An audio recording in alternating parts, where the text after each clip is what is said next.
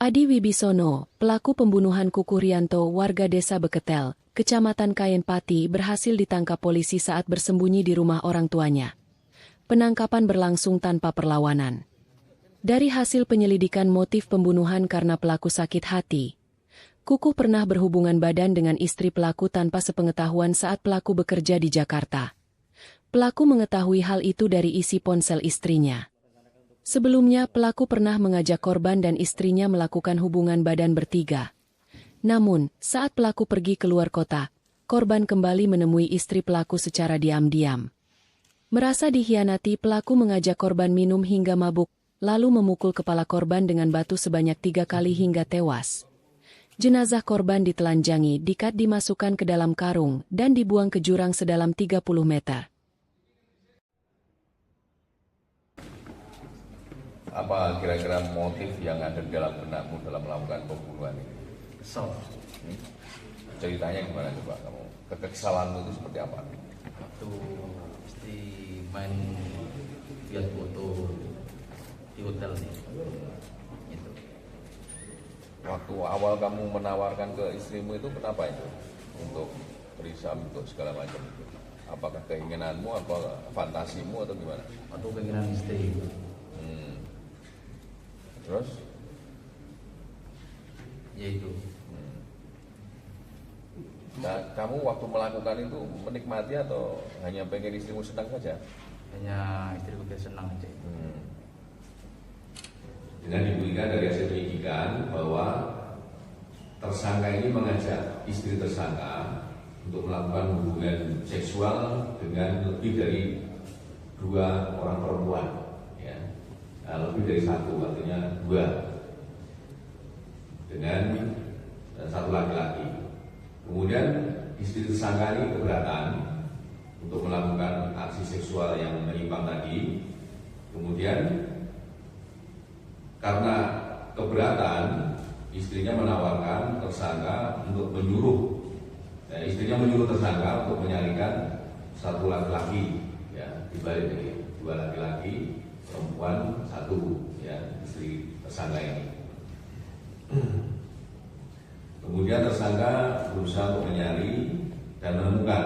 Selanjutnya tersangka akhirnya mengajak temannya, yaitu korban ini, ya, untuk melakukan aksi trisam, ya, penyimpangan seksual, ya, 2 laki-laki dengan 1 perempuan, yaitu istrinya sendiri.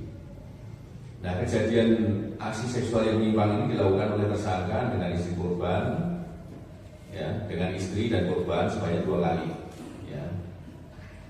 Yaitu yang pertama pada pertengahan bulan Mei 2025 dan pertengahan bulan Juni 2025. Nah, setiap berhubungan badan ini selalu direkam oleh HP tersangka, ya. Kemudian tersangka berangkat pergi untuk merantau kerja ke Jakarta, yaitu sebagai kuli bangunan. Kemudian pada hari Kamis tanggal 17 Juli 2025 pukul 12.00 tersangka pulang dari Jakarta dan menghubungi korban untuk menjemput dan mengantarkan pulang ke rumah. Dari kejadian dengan istrinya, kemudian ditinggal di Jakarta, kemudian pulang pun yang dijemput adalah korban, ya. Berarti tersangka dan korban sudah memiliki hubungan yang dekat, teman.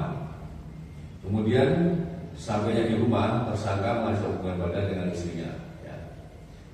Setelah selesai, kemudian tersangka ini mengecek isi HP daripada istrinya, itu istri WhatsApp. Kemudian menemukan catatan percakapan antara istri dan korban, ya. Kemudian juga tersangka menemukan foto istri dan korban di salah satu kamar hotel, ya. Setelah ditanya, tersangka istri mengakui melakukan hubungan badan dengan korban sebanyak 1 kali, ya. Kemudian pada hari Sabtu tanggal 19 Juli 2025 pukul 20.00 WIB ini tersangka mengajak minum minuman keras mengajak tersangka, yaitu alamat Turut Desa Boketel, RT 02 RW 2 Kecamatan Kayen, Kabupaten Pati. Kemudian setelah diajak minum-minum, tersangka dan korban terlibat cekcok, ya. Kemudian akhirnya korban diajak tersangka ke belakang, ya. Selanjutnya korban dipukul oleh tersangka dengan batu sebanyak 1 kali mengenai belakang kepala korban. Kemudian korban tersungkur dan dalam keadaan terlungkup, korban dipukul lagi sebanyak 2 kali dengan batu yang sama. Kemudian dipastikan benar-benar meninggal.